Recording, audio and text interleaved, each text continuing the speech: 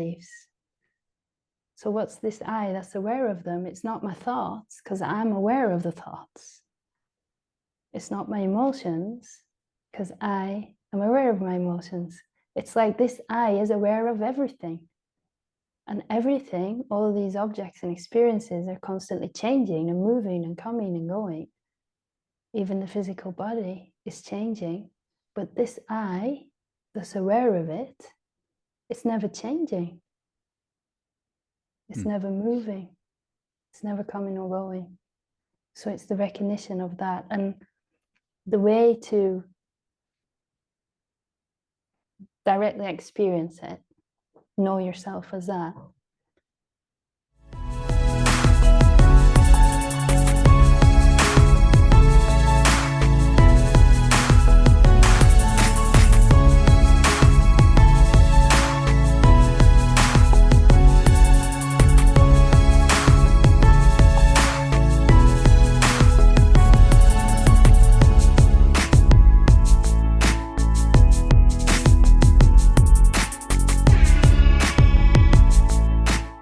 Hi, my name is Louise K, and this is your Superior Self. Louise, thank you so much for taking the time. We're both traveling, so we're both having fun with different settings and different backgrounds. For my audience, this is a little different. It seems very white behind me. I think that's kind of fitting for, trying to find our superior selves, And I'm dark behind me, so we're balancing We're yin and yang. balancing. Yeah. That's awesome. Louise, I am a fan of your work. Just recently became attracted to your content from, who knows why, but I'm sure there's a reason. I really enjoy your short videos on being present in the moment, and your teachings about duality, non-duality have been really fascinating for me on my spiritual path. So thank you for taking the time. Oh, thanks. Thanks for inviting me on your podcast. And I'm really happy to hear that you're enjoying the videos. Which blows my mind, because like you're always traveling, like you're a full-time traveler, and I guess like I've traveled a little bit here recently. How do you find the time to make all that content? Like, where do you find your space? Yeah, it's not like some people imagine, where we're like really full-time traveling. The way we do it is most of the time we find a sweet spot somewhere and stay there for like a few months. So or sometimes even up to like 6 months if we find a really good place. So we're not like constantly on the go. But those days when it's like travel days, yeah, people will notice I won't upload a video. It goes quiet a little bit. And then once we're settled in a place, I kind of get into a routine. And I have some amazing team members that help me out. That makes it easier to keep producing the content. Sure. How do you find like the next place to travel to? Do you kind of meditate on that, or just kind of go where the calling goes? Yeah, we don't really specifically meditate on it, but it's like we kind of tune in and feel like where feels the most exciting to go right now. And I feel really blessed actually that we have this freedom just to go wherever we feel called to be, wherever we feel called to go. Mm. Mm. Um, it didn't always look like that for you, right? Like I was reading your bio, like you were an English teacher for 15 years. It seems very far from where you started, where you're at now from where you started. Like, how did you grow up? Did you grow up in like a traditional family setting? What did that look like for you? Yeah, I grew up in a kind of traditional family setting. Mom, dad, I got a brother and a sister. We had a little dog. And I went to school, then I went to college. I always had this feeling of wanting to travel since I was very young. I think part of the reason is that the place where I grew up in the north of England, it was really cold and wet and gray. And I used to have these magazines with pictures of like Hawaii and California and beaches and under my bed, and I get out and look at them. So I always dreamed of seeing the world and traveling. And Yeah, even when I was teaching English, that kind of also gave me the opportunity to follow my heart. And that actually led me to the Netherlands, where in Amsterdam, where I got a teaching job. And it was there that I met my partner. And then from there, we went to India and really started traveling like full time. So what sparked the India, right? Like the guidance to go to India? Like I know you had like a spiritual awakening, but like what kind of led to that? Yeah, I got this really strong, like a call in my heart, like this feeling like I have to go there. And yeah, I just kept hearing about India, you know, when you start open to spiritual teachings and reading about the teachings and hearing about them, there's so much of those original pure teachings that comes from India. It's the birthplace of much of the spirituality that we know today. And I think on some level there was a longing to connect deeply with that, and a feeling that if I go there, that's a way to connect with that energy, with those teachings. And it felt like exotic and exciting and fun. And then I found out about this woman, Amma. Do you know Amma? I do not know her. I think Okay. I've heard of her. Is that the hugging saint or something Yes, like that? yeah, Yeah. that's right. Yeah, she came to town in the Netherlands where I was staying, and I'd never heard of her, but it looked so interesting, and I went there, and that was like my first taste of India, because you're in this hall, there's Indian music playing. It's really like a little India environment that she creates around there, and I was just caught up in it, and I had a wonderful experience. And I I got the hug from her, and it was so powerful. I felt a lot of energy, and then I had to actually go and lie down straight away because I felt so much energy. And when I laid down, I closed my eyes, and this light appeared here, like something opening up, and it became like a purple light. And then I heard her voice say to me, "Go to India. What you seek, you shall find there." And it was quite weird for me because I'd never experienced anything like that before. But it just felt right, and it felt so true. And that was like the final confirmation. When I heard that, something in me said, okay, that's it, I'm going. And I quit my job and I left my apartment, and I got a one-way ticket there. And Wow. yeah, it turned out to be amazing, because it was there that I experienced this opening that I'd been longing for in my heart, an opening to what's beyond the conditioning of the mind and perceiving reality through this filtered mind. There was an open, it's like that fell away, allowing the direct experience of me to recognize myself as pure consciousness. Hmm. And that changed everything. So when you see that, when you see your true self, it's not through the lens of the mind, it's not through your physical eyes, it's through a knowing or a sense, or is it like through the third eye? Like I No, haven't it's not. experienced that. So It's not through the physical eyes or the third eye. It's more like a felt sense, a felt knowing. It's not like I find my true self, which is what people think, that I then is looking for it, is seeking it. It's the recognition that that I is the true self. I'm not finding something outside of me or an experience. And it's so simple that we're overlooking it all the time. So if we look at this word I, when we talk about I, and then we just become still and we reflect on, well, what is that? Like, what is that I? What is it referring to?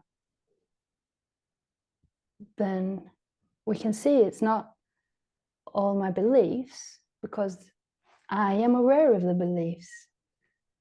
So what's this I that's aware of them? It's not my thoughts, because I'm aware of the thoughts. It's not my emotions, because I am aware of my emotions. It's like this I is aware of everything. And everything, all these objects and experiences are constantly changing and moving and coming and going.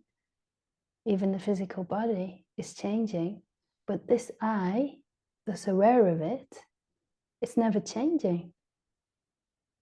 It's never moving. It's never coming or going.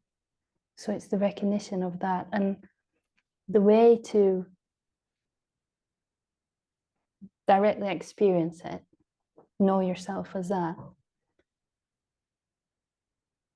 is to become really still, really present, and kind of sense it. Like if you don't think about anything, don't try to figure anything out, then you're just aware that you're aware of your breath.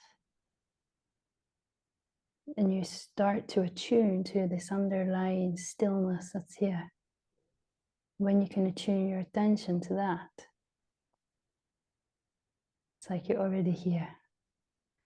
And if you keep attuning your attention to that, moment to moment, and then every time thoughts or some energy pulls your attention, you keep bringing it back.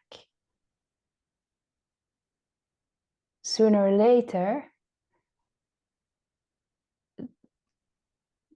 this higher consciousness is going to expand in your system. So you're going to become more present. You're going to naturally hold your attention here as your consistent, regular state rather than perceiving reality through a filter of the conditioning that you received from childhood. Then you have the capacity to perceive in this moment totally fresh, just as pure consciousness that's aware.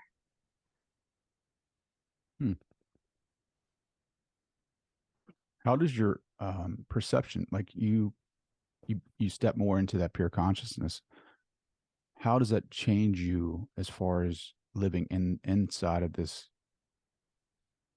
reality, inside of the matrix, right? Inside of the stories, the character that we're playing now, like how does that change? Do you still go back to that character, or are you just aware of that character? The character's still there, and it's not possible to totally eliminate all conditioning, because then you would be dead basically.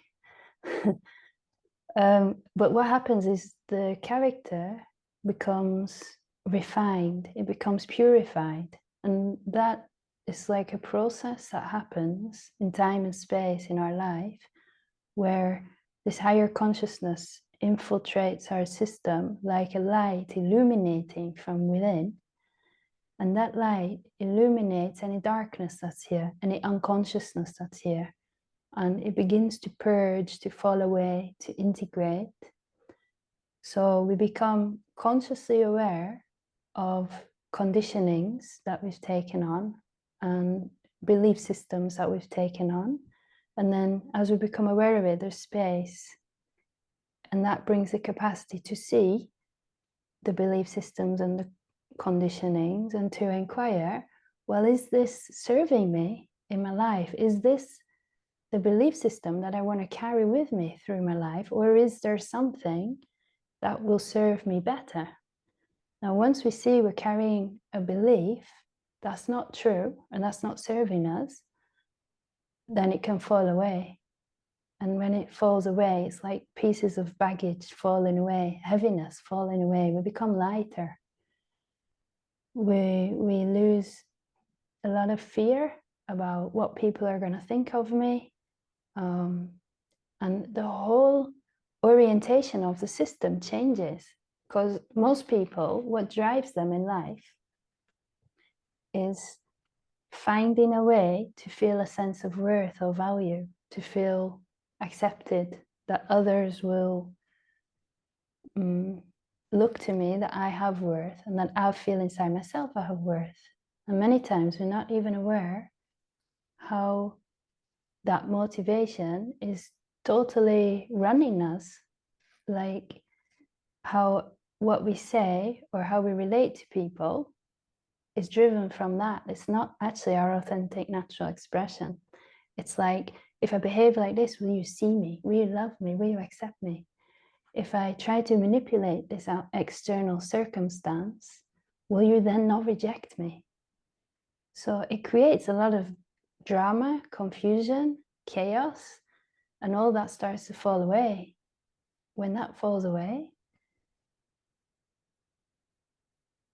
there's a more pure expression of the true personality, that which wasn't stifled by the traumas and conditionings and that we received growing up.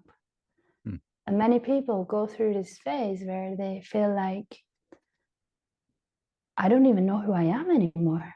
Like, it feels like my life is falling apart. Like, I'm not interested in these things I was interested in before. Like, who am I? And it's good when that happens, because you reach this point where there's enough space for your natural expression to start to flow through.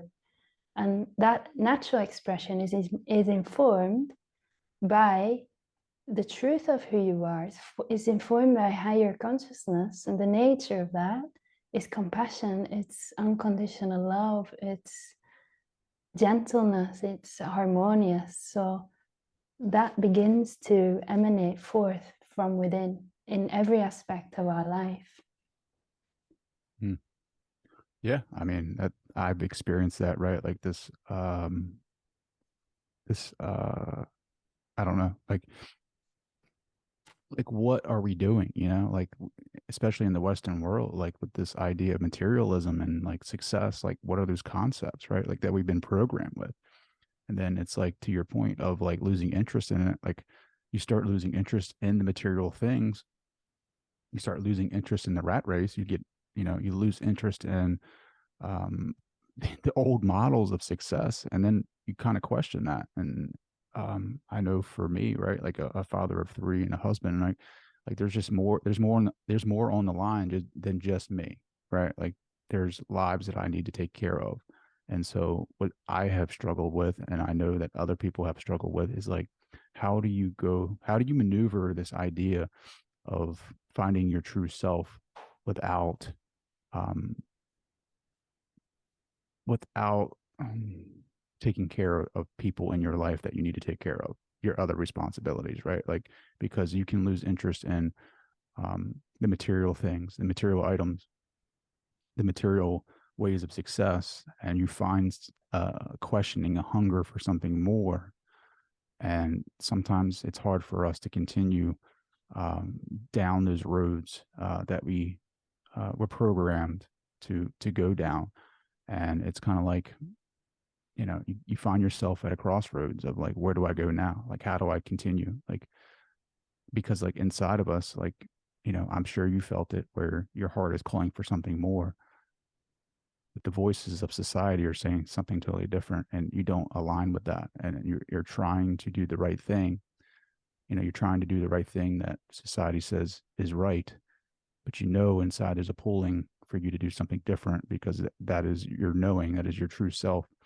And it's like, how do you carefully walk that line and that balance of, you know, taking care of the things that you need to take care of while exploring that true self, if that makes sense. Yeah, absolutely. Mm. It's, first of all, being able to recognize that voice that you're talking about, that voice of the true self or the higher self or the inner guidance, whatever you want to call it. There's some intelligence here that, when we open to it, begins to communicate with us through what we call intuition or a gut feeling. And everybody's experienced it at some point in their life, just like this feeling in the pit of your stomach, like this doesn't feel right.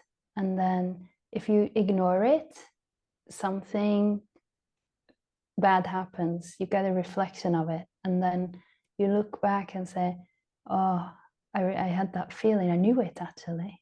It's that feeling. And when you become aware of it and you start to listen to it, acknowledge it, and also take action on what it's saying, then you become more aligned with this unified field of intelligence rather than being disconnected from it, which is how we experience reality when we're identified with me as a separate individual conceptual self that's striving to achieve something, to get more and more and more.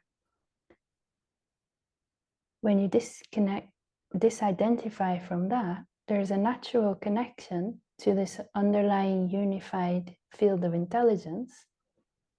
And then if you start to take action on it, on that inner guidance, even if it feels scary, then you start to see synchronicities happening and things start lining up. And the more that you can do it, the more it builds your confidence and trust in it, because you can see, yeah, I acted on it and I saw this synchronicity.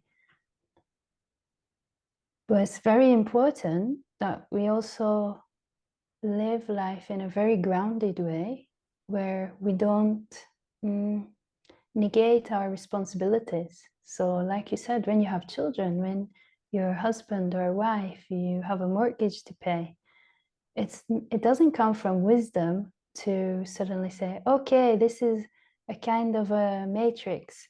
Nothing is real anyway. Nothing matters. I'm just going to follow my heart. My heart wants to go hang out at the beach and drink coconuts. See you later. It's not like that. We have to take full responsibility for our life situation. And if we don't, life will reflect that back to us. Because maybe it's not your highest excitement to go play all day and then become homeless because you haven't paid your mortgage. Actually, no, your highest excitement is to live in the nice, comfortable house. So it's about finding the way that the two worlds, the spiritual world, the world of the heart, and the material world connect. And actually, they're not separate worlds. They are actually one and the same. When we begin to bring higher consciousness into the material world and into forms, then we live the spiritual world every single moment, regardless of what we're doing or where we are or who we are with. Even something that the mind might have an idea about, like, oh, this is not a spiritual thing. Maybe taking your car to get fixed at the mechanic becomes a spiritual thing. And every moment you're deeply present in the moment, and that presence affects whoever you're with, wherever you are. So life becomes like one meditation, and the formless and the form are actually not separate from each other.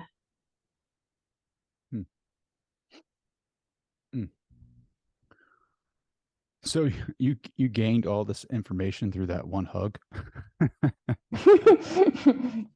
No. No. I was also reading, right, like, which is interesting to me, right? Like you were channeling a bit too of I don't know what beings, I don't know their background, but I know you did that for a bit, right? Like, how did that start? And then did you just get to a certain point where it didn't matter if you did that anymore, that it's all of us anyway, so that information is just coming from a different aspect of yourself? And then did you just, because I noticed that you don't do that as much, or if you, I don't think you do it at all, do you? No, I don't. No. So yeah, I mean, I guess, how did it start for you? Like, I guess, did it just take part of your evolution, like that you needed that for a part of your evolution of consciousness? And then how did it, why did it stop? Yeah. It kind of does feel like that I needed that part of my journey. And then when I didn't need it anymore, it kind of transitioned in a very natural way. But it happened spontaneously. I wasn't trying to channel or like, I mean, I'd heard about channelings and I'd listened to some, and it was kind of interesting for me. But after I'd experienced that opening that I mentioned when I was in India, something opened up, like kind of multidimensionally as well. So it was like a door opened, and it came spontaneously when I was in a meditation one day. It just started coming through, and I kind of instinctively knew that it was channeling, like it was some intelligence that was different. It wasn't something from me, it wasn't me. And it was really just fun at the beginning, and I was just having fun with it. My partner was asking questions, and then I told some people, and they thought it was fun too. So they started asking questions, and yeah, I think I put some videos on YouTube just for fun as well. I didn't like have this idea, oh, I'm going to channel. And people seemed to be really enjoying it, and I was having fun, and it kind of just grew, and then I was doing it. And I did it for about 2 years actually. I was channeling these non-physical beings, a non-physical intelligence. And when I was channeling, it felt like that this intelligence was using the information that was somewhere, somehow in my system, and using my system like a vehicle or a vessel to bring it out. It was almost like the system hadn't matured enough to express it, like standing alone. And it felt like they were using it as a vessel. And I don't know if any of it's true. Like maybe it was just my imagination the whole time. I said to people all along, this feels to me like I'm channeling. If this information resonates, then take it. If it doesn't resonate, just disregard it. Like it didn't really matter to me that it was channeling or not. For me, it was more about the actual information. Like, is this useful? Is this benefiting people? Is this helpful? And it seemed to be. And at some point, there arose this kind of I could say a desire or a longing or just a feeling that it felt true to express this information from my own heart, from inside my own being. And it it just transitioned like that. And then it felt like the channeling's not necessary. It was almost like making a phone call to plug in or to connect to something, and then a realization, I don't need to make this phone call. This is right here. Mhm. Well, who were you making the phone call to? Um, these non-physical beings that said they were a collective that spoke as one, but it was like yeah, many beings with kind of like one intelligence that was unified. And they said that they were existing in another dimension than our dimension, in the location of what we know as the Pleiadian star system. But they said if we went there, if we had the capability to go there, we wouldn't find them because they're there in that location, but in a different dimension. Hmm. So when they were giving you this information, right? Like, did you like kind of like balk at it? Did you kind of like question it, right? Like, am I making this up? Am I pulling at information like this information from books that I read previously? Like, I just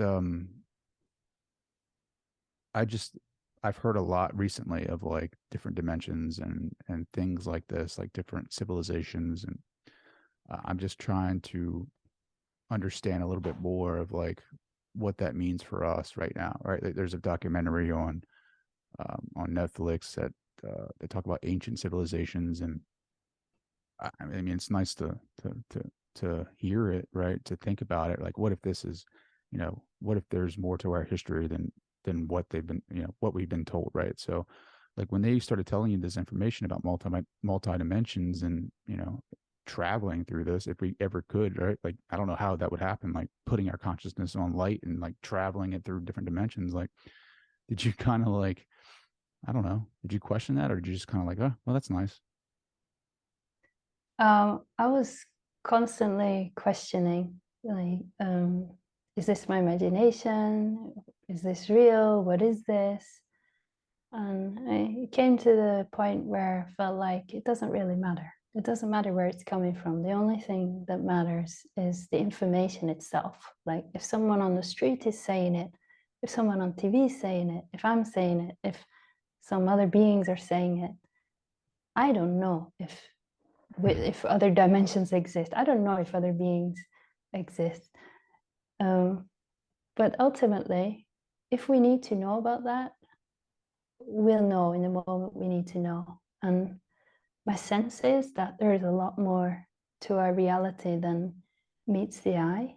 And I've personally glimpsed that quite a lot.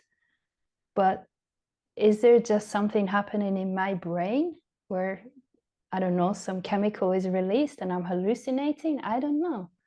I think maybe in the future scientists will understand much more and be able to explain much more. But it remains a huge, wonderful, magical mystery to Mm. me for the most part. Well, I think truth is in the eye of the beholder, right? Like your truth is your subjective experience. My truth is my subjective experience. Like who's to say that your truth is the truth and mine is the truth, right? Like it's what, you know, obviously there's science, right? Cause and effect. But to your point, I think reality is something totally different than what we perceive. We can only perceive a fraction of it, right? I'm so curious, like what did you experience, right? Like what did you see glimpses of? Oh, well, that's quite a rabbit hole. uh, I had many different, what you could call multi-dimensional experiences, seeing beings, um, and interacting with beings that do not appear human. Um, some physical, some semi-physical, some non-physical. Seeing energies, feeling energies. Mm. Is this And through I think, meditation or is this through like well, did you ever do it's psychedelics or anything no, like I've that? never done psychedelics. I feel like it's probably better if I don't because life's psychedelic enough for me as it is. It's actually calmed down a lot now, so it's much less. It was a little bit intense at one point where it was kind of distracting and a bit challenging to function in everyday life with all these extra dimensional openings happening. Um, and I realized that it can become quite a fascination, and that fascination can become a distraction from what now I understand to be the most important path, the what I call the path of truth. And that truth is um,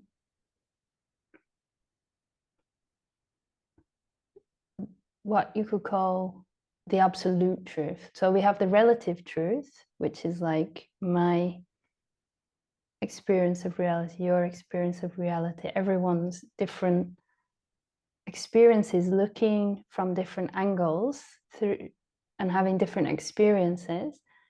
But beyond that, there's an absolute truth, which is the fundamental truth of reality, which is pure consciousness. And for me, it's most important to open to that and to become aware of that, because that's the only thing that brings peace and harmony.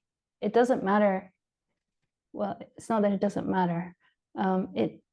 It's interesting and important to study science, of course, and know about other dimensions and explore things in the material physical world. It's very important.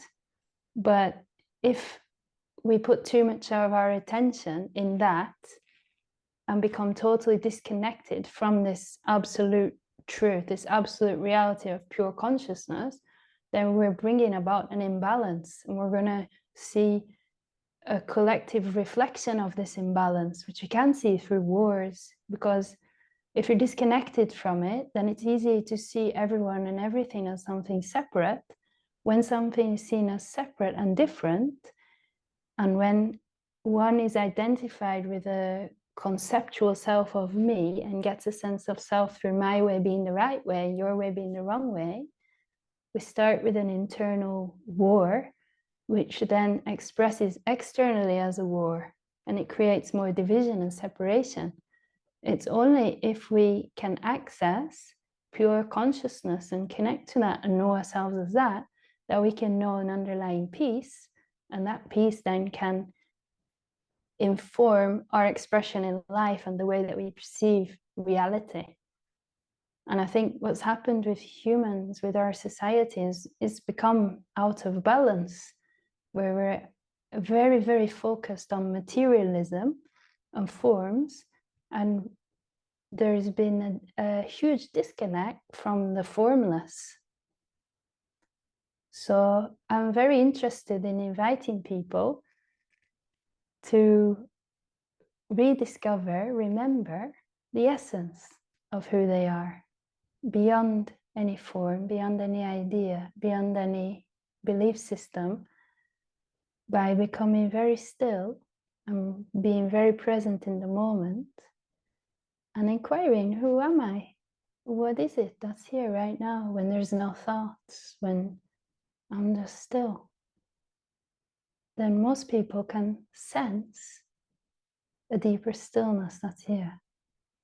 And that's the gateway to open up to that stillness and to surrender into it, like diving into an ocean of peace.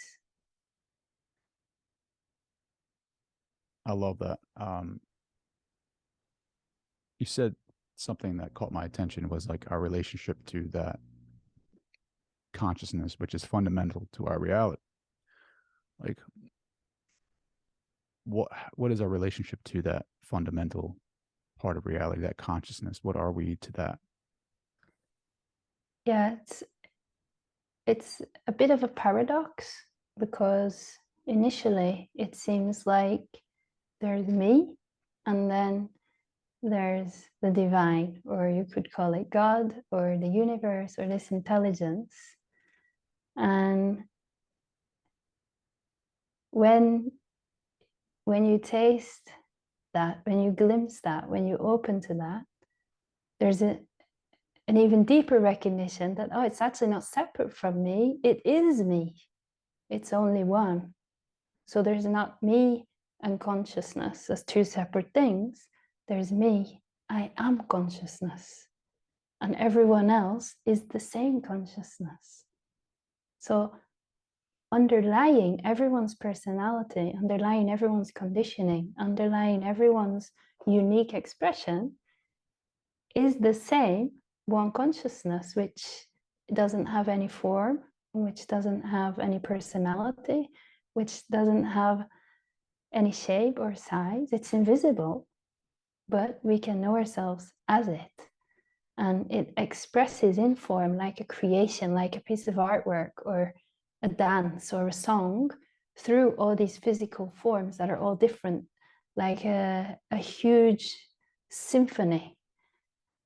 But if it's playing in tune and everyone's in key, can you imagine the music that would create? That would create utopia on earth. But right now, there's a lot of people playing out of key. They're singing off notes. That's why we have wars. I know, right? I've been reading this book called The Life and Teaching of the Masters of the Far East. Have you ever read this? Who's that by? It is by Bear T. Spalding, which I think this is No, written like very early on in like 1894. And I've never come across this book. Is it good? I think it's great, right? Like it talks about the original teachings of like Jesus Christ, and like it's basically pointing to us as um, you know, that we are gods essentially, that we can do everything that Christ can do, that he was here to teach us the way of reaching that God state, or that that spiritual body, or the universal mind substance, and how to connect with that. And um, it feels good, right? Like, but there's that programming of, you know, that we're not that, like we're not a part of that fundamental consciousness that you're talking about, that we can dip into to to feel freedom, to feel oneness, to remember our true essence. And these like stories of like these I guess they were like they took a trip through like India, and like in the mountainous ranges over there, like some of the places over there, and these guys, there's like five of them, and they were like demonstrating. This is like his, account of his experience there. And these guys had like um, what they call in India like cities, right? Like these powers to be able to be in two different locations like simultaneously, and be able to um, do different things. Did you experience that at all in India? Like people that were able to do these types of manipulations in this reality? Mm. Not that I'm aware of, but No. maybe I was interacting with someone who was also simultaneously in another location and I didn't know about it. It's possible. Sure, but the entire book is just pointing to us remembering these states.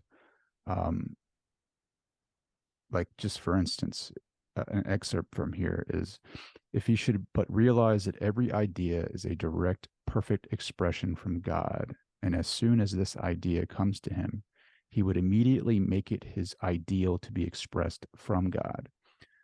Then take his mortal hands off and let God express through him the perfect way. This ideal would come forth perfect. Here we must realize that God is above the mortal, and the mortal cannot help in any way. In this way, man would learn in a short time to express perfection. The one great thing man must learn is to get forever through and out of the psychic or mind forces and express directly from God, for all psychic forces are created wholly by man, and they are likely to mislead. So, I mean, basically, the entire book is like that, where um, if we get away from God and we get more into this character, the more separation we feel. And everything points to us going back to that, the fundamental, right? The fundamental of this reality, which is consciousness. But there's always those fears that are associated with that, of letting go, of expressing, God's ideals through us. We feel like, oh, well, that's just my imagination, or I'm making these things up, or, like I'm sure what you felt with channeling of like, is this information true? Like, but, it resonated with you. So it was true to you. I think we're just so programmed, especially with technology, of like what success looks like, especially from social media and YouTube and Facebook and Instagram and all of that. And, we all want to be free. We all want freedom. We don't want to be chained to a desk, right? But we have to realize our responsibilities here, and playing this part that we're here playing right now. And I know what I'm interested in is like really diving into um, that God state, really. And I don't know, like living in that fully. But does that mean like giving up on desires, because our desires bad? Or is it more so like just going with the flow? Like today I saw, like I was out running, and saw like geese flying in a V, and like they're just like they're sharing consciousness, like they're just automatically like getting informed, right? And they're just, one would come up from behind, and just they would just alter their direction, and like shift like simultaneously, and like it was just like a natural ebb and flow. And it's kind of like, is that how we're supposed to be with life? Instead of just always trying to white knuckle everything and create this idea, this false idea of what life should be, where we obviously don't find happiness in, that we just kind of let go and just kind of go with the flow, like the geese were, and then just find our natural spots, like from that. Does that make sense at all? Like, I know I go Yeah, on these rants, absolutely. but like, No, that really makes sense. And that's what it means to surrender when we talk about surrendering to God or surrendering to truth. It means letting go. It means stopping. It means giving up identification with that conceptual self that most people have spent their whole lifetime working on and building up. This idea of me that's smart, that's funny, that's likable, that's intelligent, that's successful. Now, it's not that they're bad qualities or we shouldn't have them, but it's when we're invested in the idea that that's who I am, that we're identified with a conceptual me, an idea about who I am. And what we give up is the identification with the personality. So it's like, if you can imagine erasing all your past, erasing everything you believe, like or dislike, all memories, all experiences. And if we could hit the reset button right now and just be aware that I'm aware, I'm here without all of that, we can transcend it. What it means to transcend it is to discover what lies beyond it.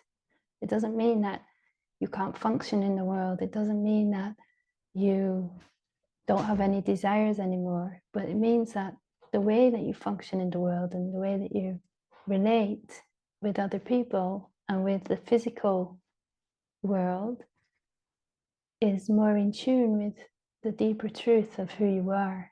So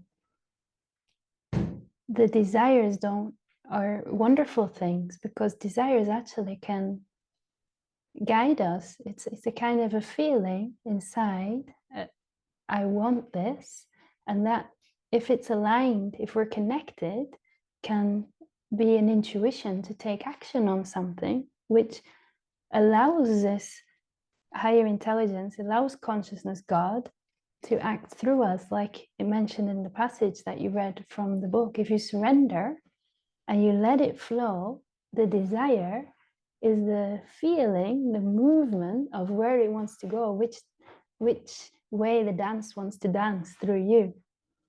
Now, if the desire is born from the egoic mind, it won't bring a sense of fulfillment and true enjoyment.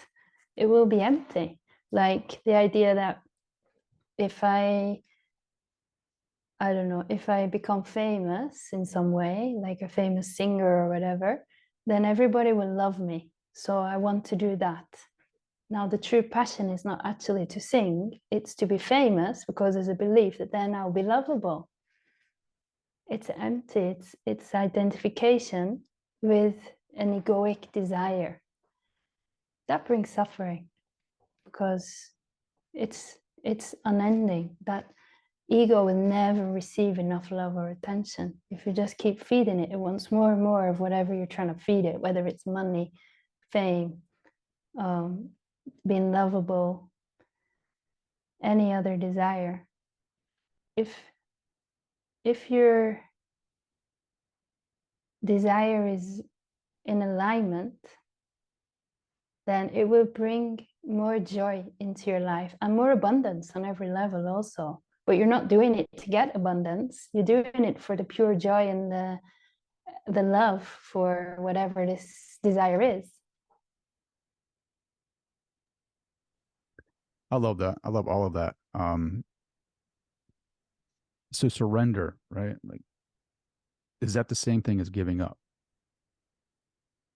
It's giving up effort to be a certain way. Like if you could totally stop right now giving up trying to be any certain way or trying to do anything, then you can recognize that you're already here and you can't stop being here. You're just here and you're aware that you're here. There's no effort to be here. Now, most people have a belief that just as I am, I'm not okay. I'm not lovable. I have to be something more. I have to be something better than this. But that's not true. The truth is that just the mere fact that we exist means that we are enough. And hearing this information can bring a deep relaxation into the system, like a relief, like, oh, I don't have to keep trying to be something better, to be something more. I'm enough. And that gives space to really feel, well, okay, if all my energy is not going into trying to be somebody, what do I love to do? What is my passion, my creative expression? What is my joy? Most people disconnected from that at a very early age as a way to survive, as a way to cope with dysfunctional environmental situations. So when we start to reconnect with that, in the beginning, it might not be clear. What actually do I really enjoy? Not doing it to get money, not doing it to receive approval, but just doing it because I love it. And maybe you have to try a bunch of different things to find out what your true enjoyment is in life, what really brings you love, what really brings you a feeling of fulfillment. And what is that for you, Louise? It's this. I feel like I found the best job in the world. It doesn't feel like a job for me. I just get to sit with people and explore and meditate. And I love it so much. I feel very grateful to have found this. Well, which brings me to, um, have you been able to, and I'm sure you have, right? Like been able to find a way to make this a living for you so that you can do this full time? Like, is there ever like does the universe keep providing you with opportunities to do this? Like, do you have like intuition on like, obviously you use your intuition on where to go next, but like, is there any ever, does the human nature ever creep back in and say, all right, sometime the money's going to run out. Like I need to start thinking about like other ideas or methods to make money, or does the universe keep showing up and providing for you? Uh, Actually, I experienced that after I went to India that first time. I was just living off of my savings then because I quit my job. And my savings were actually pretty much running out. And I'm really happy that I experienced that because um, looking back, I can see how happy I was. And I hardly had any money. Me and my partner were living in the attic in his parents' house. And we would just go to the beach and we were laughing and we never felt a sense of lack or poverty. We actually had a conversation about it recently, about how we had pretty much nothing. We didn't have a house, we didn't have a car. From the eyes of mainstream society, we would have been failures. And we were so happy, just enjoying every single day so much. And that experience showed me that money is not the thing that brings you happiness. Happiness comes from within. Happiness comes from being connected to what you love. Happiness comes from healthy relationships. And you're creating a wonderful environment around you. And it became very clear to me that it doesn't make sense to do something in life that I don't enjoy just to get money in order to survive. It felt like such a fear-based way of living. And I discovered this inner abundance that was like a fountain of joy from within. And the only thing I wanted to do was something that was really true for me. And there was absolutely no compromise on that. I would, but I didn't know then what was true for me. And I felt like wanting to express in the world in some way, but I didn't know how. And I actually felt that longing so strongly that I made a prayer. And this prayer was, I think, the most powerful prayer that I've ever made in my life. And it came deep from within my heart. I spoke directly to the universe or God, and I said, please, please show me what do you want me to do in this world? Like, what is the most true thing? I will do anything if you can show me what it is that I am here to do. And I literally would have been willing to just clean toilets. That would be my idea of the worst job, probably. If I was shown this is what you're here to do. It was that level of surrender where I would have done anything. I was like feeling I was surrender my whole life to God. It's the only thing I want, to live in alignment with that. And it was actually about just a couple of days later when that channeling came through in a meditation. And I didn't make the connection at first, but then a little while later, I remembered the prayer and I looked back and I saw how everything had kind of sprung out of that moment. And the channeling led to what I'm doing now. And I feel very supported by life on every level. I, it's very important for me to live from this place of alignment and follow what feels true, what feels exciting. And I found that when I live in that way, life supports me 100%. Now, that support might not always be my mind's idea of what support looks like. The support that comes might be a huge challenge. But when there's a knowing that the challenge is there, because that's what you need for more growth, or to see something that's still playing out, that's not in alignment, then even the challenges are blessings. So there's a welcoming of everything and a deep trust in this universal intelligence that you could call God or life or the universe, and that a commitment to living and walking that path of truth to the best of one's ability. And it requires vigilance because the egoic self is always there waiting for a moment to kind of sneak back in. And it can sneak back in, but if you're really dedicated to this path, then you see it and then come back. Yeah, I see it all the time. Creeping in, right? Like, Yeah. and taking over, and you have to do more of this or you have to do more of that. Like, it's you don't have enough guests on your show. You need to go and find more now, and yeah, having the discipline to or the awareness to step back and see for what it is, right? Like it's fear based. It's the fear. It's the fear of not having enough or unworthiness, or if you don't if you don't find if you don't find more people, if you don't find more support, ultimately, like what does that lead to? Right? Like what is that? What do you fear? What do you fear the most? And it's failure. It's ultimately it's death, right? Like that's the ultimate fear.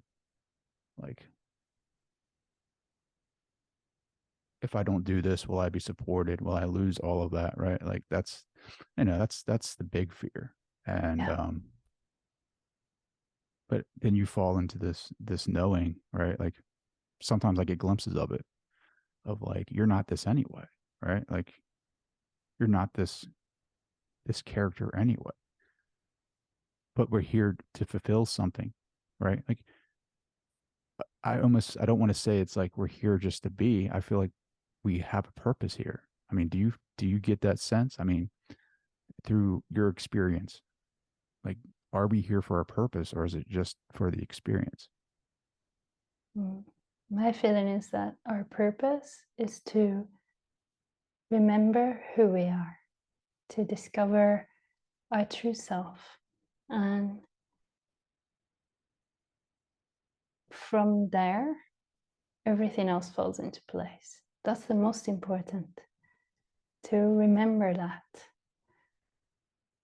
And then the play, the game, can just be enjoyed as a game, as a play. When that's not known, the play is like a battle. It's like a huge struggle. But when you know that it's just a game, and who you are can't be destroyed, it can't die, it can't be harmed by anything, then you're free. And you can know that freedom in this life while you're still alive. You don't have to wait until you die to remember who you are beyond the form. That's the paradox, though, because it's like, that's a freedom to that. But I don't want to end up in Louise's parents' attic either, like it's like, well, that's what it means. It means giving up control. Our mind wants to control reality. We say that will be bad if that happens. I don't want that. I need to manipulate to make sure this doesn't happen, because this will keep me safe, and this will make sure I'm loved, and this will make sure I have value. Now, what if you give up trying to control anything? Well, that's scary.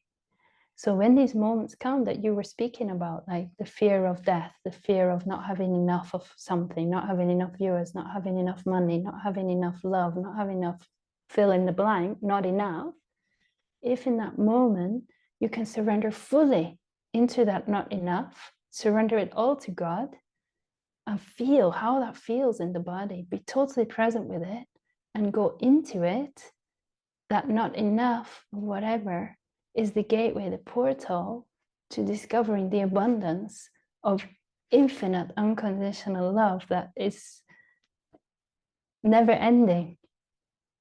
Nothing else, anything else that comes is just a bonus. And when you know that, wherever you are, whoever you're with, you know that your inner peace is not dependent on external circumstances. It comes from within. But of course, you still have preferences, like you'd rather not live in someone's attic, you'd rather live in a nice house. But your happiness now is not dependent on where you live. You just will enjoy more the nice house. And if it goes away, your happiness won't be affected. You still have the same level of peace and happiness because it's sourced from within.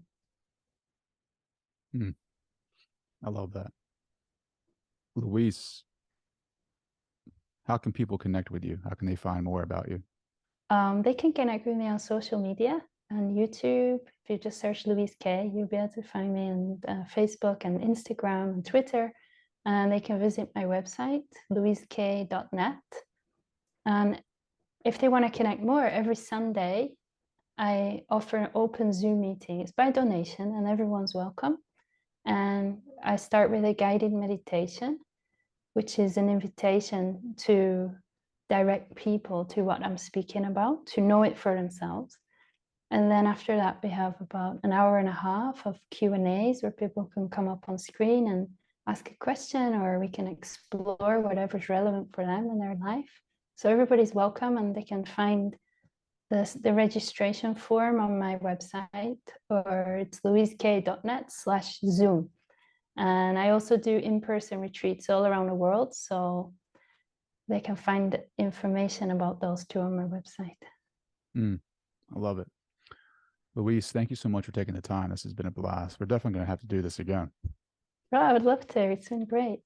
Thank you for inviting me again. And I really wish you all the best success with your show. And I hope that you have many, many followers and you keep doing what you love to do. It's wonderful.